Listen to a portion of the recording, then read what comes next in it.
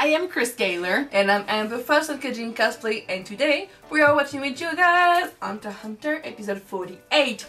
Oh my gosh, last episode was epic! Uvogin is dead. And Kurapika won his first battle against the Phantom Troop members. Kurapika is a fucking specialist when his eyes are red, and his specialty is that he becomes a master in all categories.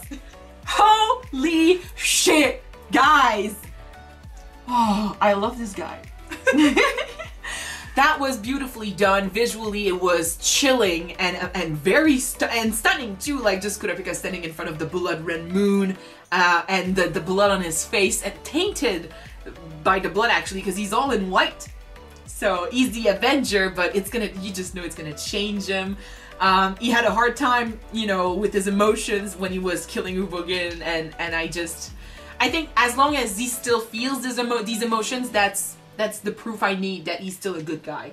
If he starts killing people and he doesn't really care, that's when you know he's gone too far. So keep your friends close, buddy. Go back to them. They're looking for you. And can I bring back the body for them at least? I mean, he doesn't know. He still knows where it is buried though, True. so he can take them there and be like, take your 2 billions. So there you go. So Uvogin down. Now there's a few more members to go. Now let's take care of Kurapika. Let's take care of Kurapika, calm him down, and just be like, breathe in and breathe out, buddy. Don't forget your lenses, because you took them off, so. True. I don't think he took them back. He's too focused on the death. I'm so glad he gave him a grave, too. Just shows that even though he's doing this for revenge, he's still a good guy. He still respects... but the grave is still unmarked, so nobody's gonna know where he is. I mean, he's not about to... He's not gonna come back with a body, for sure, but he could have left the body there or something, or hid it somewhere, but he gave him a grave, which is something they didn't give his clan, so yeah. I appreciate the gesture. Alright, let's watch this, guys. Let's go, episode 47. 48! 48! Hey! I'm tired today, so sorry about that. Episode 48, let's see what happens. Oh, damn!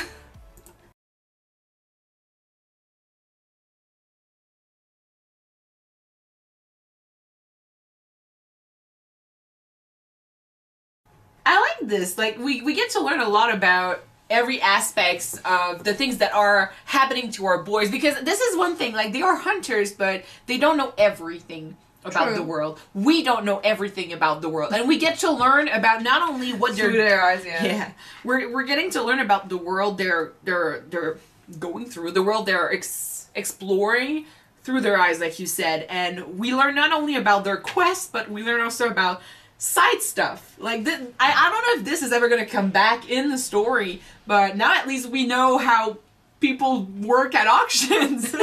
It's interesting. And it actually reminds me that these two are just kids. They are strong. They are hunters. They have been through some shit. But there are so many stuff that they don't know yet. Yeah. And that they can get amazed by. And there's actually one thing that stood out most of all in this episode was what the guy said about Gon, how he was dangerous because you can't read him. You can't guess what he's gonna do or what type of person he is or how he's gonna react. That's the second time that someone called Gon dangerous. But that's the thing, Gon, it's almost like he's got no sense of morality.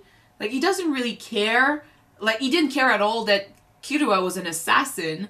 He doesn't really care how people are acting, if they're cheating or something. If he sees something that impresses him, he's gonna go for it. He's gonna try to learn it. He's gonna be pretty okay with it. So, I mean, it could be both really good and really bad. Really good because that makes him capable of having friends like Killua. And let's remember, when we learned that Killua was an assassin, we both had a strong reaction, and Leodio had a strong reaction as well. So but there's Gon that. was just okay with it. Yeah, I mean, he's going along with it, but it could go bad because that's just... Sorry, I cut you, but it's true that Gon seems a little bit psychopath. Well, he has a simple mind. And like I said, it could go good because we get to meet people like Killua, and we get to see stuff that maybe someone that was so set on justice and the good side of morality, someone like that would never, meet people like this or learn what their world is like. But with Gon, we can see this side of the world and we can meet new people. But then it could go bad because when is he gonna stop though? What is he gonna do in the future? What is he gonna be able to do? And what is he capable of doing when it comes to finding his dad? Does he have a limit? Maybe not. That's the thing. Right now he's a kid. He's impressionable. You can surprise him, and if you show him something that looks good, that looks incredible, and he's fascinated by this, he will try to learn how to do it, or he will go towards that person. So in the future, he will get to me because of his way of going through things and meeting people and stuff, and because of how he is, we will get to meet other people that will show him stuff, maybe good or bad people, I don't know. What is going to be his limit? It could be dangerous. Like he said, he's a danger because you don't know what he's going to do. The only thing that we can be sure as of now is that everything that concerns his friends, he takes great interest to and is very protective of. Yeah. So if you're someone who tried to hurt his friend, enter their life, or hurt them in some type of way, God's gonna be on your back for that. We've been saying that, and you guys as well, and in the comments, we've been saying, everyone, that Gon is also very selfish as a character. He doesn't really care what he has to do or how he has to do it. If he sees a goal like fighting Hisoka, he doesn't really care who he has to beat down or who he has to train with or anything. He doesn't care about the casualties. He's just gonna focus on his goal and do that because he is kind of simple-minded, as in, he doesn't think, like Kurapika, we've been saying that he plans ahead, you know? He has his goal, but he's gonna see every possibilities, he's gonna think of how he can do stuff. Gon sees his goal and he goes towards that goal. Guy, and that's it. Yeah, that's it. It could be dangerous for himself, it could be dangerous for others.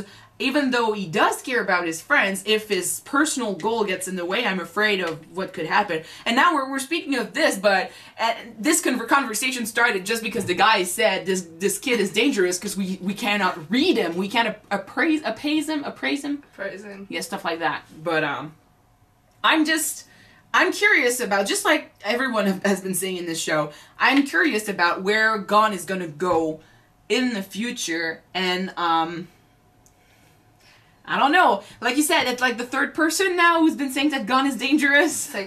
Second or third person, I don't know. I think it was their teacher said that he could be dangerous. He's gonna become a beast. Yeah. And Hisoka might also say, well, Hisoka saying that you have a good potential to be a good fighter is creepy enough. So there's that. But alright. Anyway, still no Kurapika, although I really like to see Leorio and Killua and Gon just do their thing. I find it funny and so nice that Leorio still doesn't know what to do with Nen yet. I actually think it's really sweet because, you know, Kurapika learned about Nen, and then an episode later, he was already so well versed in Nen that he's teaching us. And we learned about Nen before he did. And I'm like, okay, buddy, you're way out there. And then you've got Gon and Killua who learned at the same time as we did, but they took to it really fast. And they're geniuses when it comes to this, so they're learning really fast, and sometimes we might not remember everything that they remember.